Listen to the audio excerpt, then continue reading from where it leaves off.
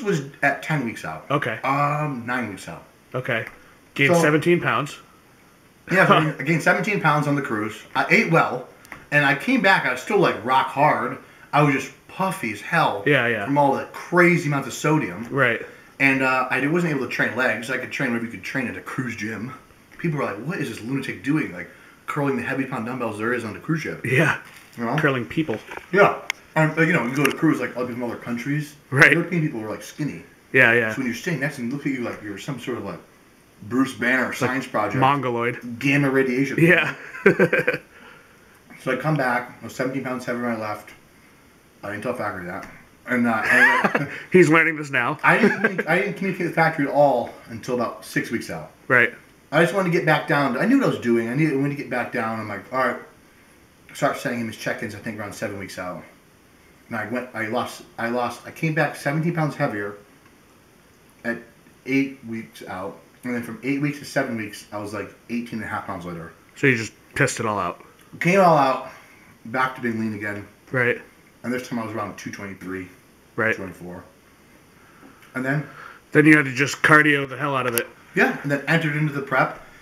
But the North Americans, I was doing no more than 40 minutes of cardio 5 days a week. Eating about a cup and a half of rice at 2 weeks out. I was eating more food 2 weeks out than I was 12 weeks out. I mean, my metabolism was on fire. It was like a California wildfire. Long story short, I had to end up doing so much cardio because now I knew I need to be light heavyweight. Right. Or before I didn't know. You weren't sure. And I had the confidence to get there. Right. But I didn't realize that I think there's a possibility that I may have put on a little bit of muscle. For that Even show. 2 or 3 pounds would make it hard. Right. But I knew I didn't look as good at 4 weeks out, 3 weeks out, 5 weeks out, the whole time as I did that time getting for North Americans. And maybe it's a bad idea to compare the pictures, but it was kind of messing with me. Yeah. Because I'm like, I don't look as hard. Yeah.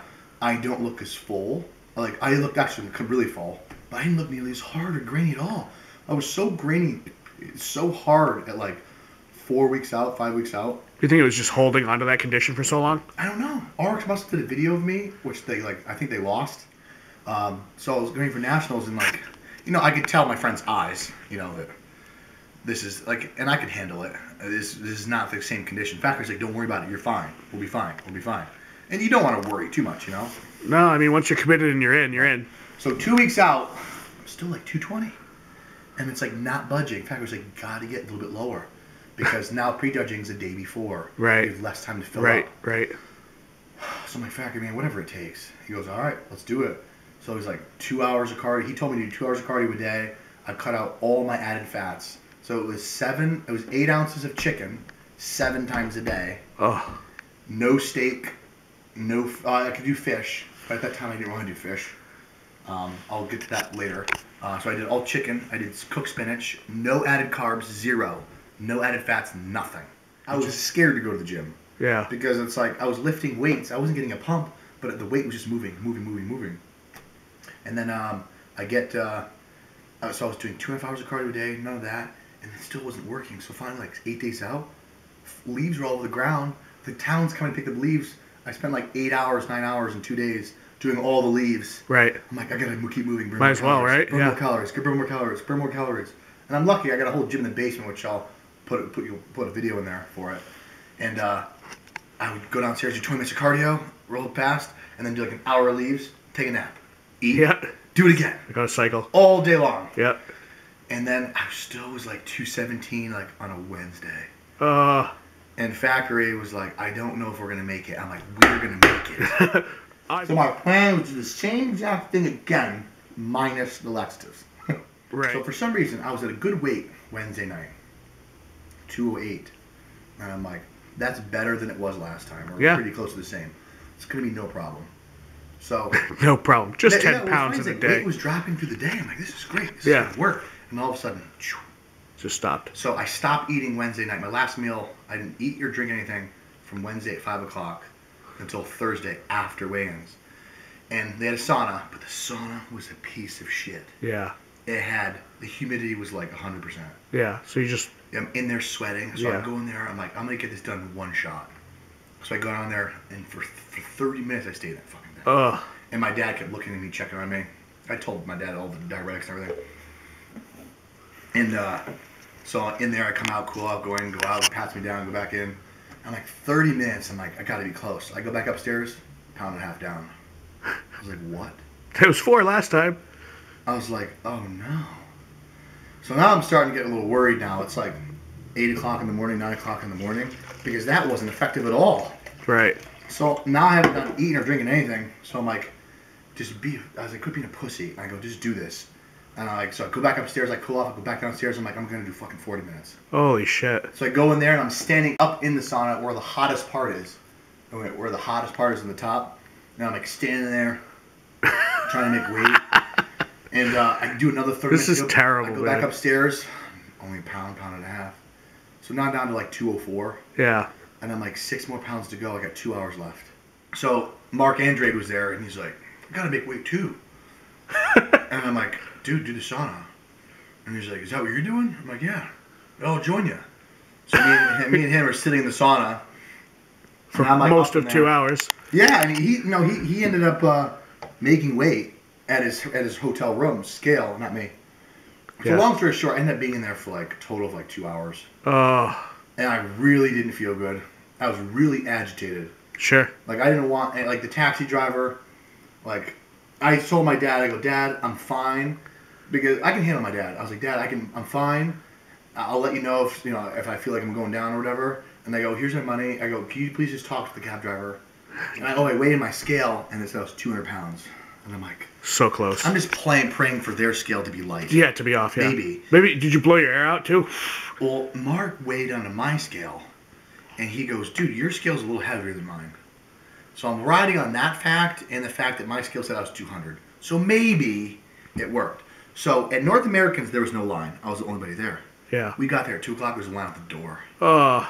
And Nationals is big. North Americans, they had a physique line, like a bodybuilding line, a women's line. This was one line. This is just everyone just stands So there. I'm standing there and I'm like, no. Ugh, it's the worst. I'm looking at everybody. I'm like, I have to wait in this line, not make weight, and then maybe go back to my hotel, do it again, come back here, wait another line, and maybe not wait again. So I'm ahead of Mark, and Mark's like, do you want me to go first? I think it matters. Like, no, man, I gotta know. So we're there for like an hour. And like, at this point, I'm like so agitated. And I'm like, just calm, cool, be cool. Like, I can't handle photographers in my face. Or like, I just need to eat, need to drink. I go worry about what we're doing here. Not like, for everything else. Sure. Like publicity. So I get up on the scale. Oh my God. I'm like, please. And I step up on it. And he goes, what class? I go, light heavyweight. So he puts it right at like 200 pounds. And I step on the scale and it goes, BAM! And like right to the top, and he hits it with his finger, and it goes down, and he's like moving it, and it goes down, up again, because you get on it. Yeah, moving around, yeah. So he taps down again, and I'm like leaning my heels back this way. I'm like leaning back, and I see it almost go all the way up, and it kind of stops a little bit more than Mark, and I'm about to lean forward now because I'm losing my balance. Yeah. And he's like, "Oh, you're good, light heavyweight." I'm like, "Oh my God." And then everyone, and the photographer there recognized me. He's like, "Oh, can you come over and talk to you?" And I'm like, No. I had to wait. In fact, I'm like, he's like, what do you have with you? I'm like, I got 12-ounce sweet potato, steak. He goes, eat it. Drink a gallon of water immediately. So I'm like, drinking, steak in my hand, line, eating it, ripping it out of my hand. And then Adina comes over and she goes, Chris, make sure when you come out, we want to interview you. And like, I'm internally grateful, for sure. the exposure and everything. But it's just tough when you're that. Like, I gotta eat. I'm like, where are you guys gonna be? So I finished the damn posing stuff, and I'm like, grab my stuff and get out of there. I gotta eat again. I just want to get back to the hotel safe zone. Yeah. It's like your little nook. Yeah. Nobody's bothering me. The hotel shut. In your igloo. Yeah. So then I make weight, and then they made me pose for muscular development. Right. I knew it looked horrendous. And probably could psych up for everybody else. Right. Because I knew I was going to fill up a lot. Right. So my dad I get back. My dad doesn't know much about bodybuilding, but when he saw it, he was like, you look a lot different. You look very light. Did you make weight, like easily? I go, no. He goes, that's strange. So I stayed in my hotel and just ate, drank. And like 8 hour, I took a baby nap for like half hour, 45 minutes. And I come back out and I'm like, Dad, look at this. And like, hit a most muscular shot and he's like, Your teardrop My was dad's like crazy. Holy shit! He's like, you didn't look like that 6 hours ago. Nope. No. So I just kept eating the whole night. I think I slept 4 hours in 5 days. Yeah. Because I sleep 20 minutes, I wake up. And then You're so amped up. Yeah, I just kept eating, filling. And then prejudging went well. And it was the greatest feeling in the world. I just made sure I just wanted to get top 5. I didn't want to get missed this time. Right. And they called me out in top 5 call out. And then, they moved us around and we're posing. I'm just like trying to make sure everything's perfect. Oh, so I make, and then they go 96, 101, please step back. Right. And I'm like, oh my God, top 2? Yeah. I was there. And so in fact, you came out and I didn't know it was you. I didn't know you were in the show because I figured after you weren't going to do back to back. And I was like, is that Chris Tuttle? And then they called the first call out and I knew it was you. And I was like, I think he's winning. So, I end up eating a lot more food, and the night show, my condition was so much better. I was so much drier. Yeah. But I think that's common too. I could feel that was happening. Because remember, the prejudging was Friday, night show was Saturday. So right. It kind of mimicked the timeline of North Americans. Right. Where doing that to my body to make the weight, and then rebounding would make it. But one thing I've learned from motocross that's directly helped me in bodybuilding is nothing worth having comes easy. Things that you want take time, and things happen that are not planned. You can do everything right, and it still breaks in your face. And you have to accept the fact that that's just life. That's just how it's going to be. It's just not. So in the sense of disappointment, work ethic, and keep going through injuries and everything, that applied directly. But I definitely do wish a lot of discipline that's taken this, I could have had when I was 12. Right. I mean, well, Jesus. I think that's kind of how we all feel about Yeah, I'm like, God, being if I young. had this determination when I was 15. Right. If I knew then I might not be working now. what I know now. I'm going to compete in 2015 spring, whether that be the Tampa Europa Pro, New York Pro, one or the other or both. Okay. But that's the initial plan. And 212s? 212s for sure. Okay. That kind of gives me, I would say, 8 pounds of muscle to gain. I mean, I don't have the genetics to be a huge guy, nor Right. do I have the height to be competitive at 212. I'm kind of stuck between. Yeah, how tall are you? 5'9"? 5'9". Yeah. Kind of stuck between two, Yeah, it's a tough height. Yeah, so my primary goal is just to be the best I can be. Sure. And make sure I bring a significantly better package to the Nationals. And then when you quit bodybuilding, what's your next sport?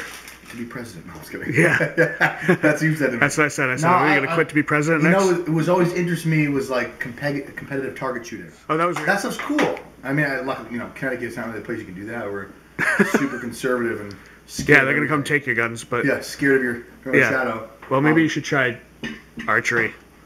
Crossbow. Crossbow. Right.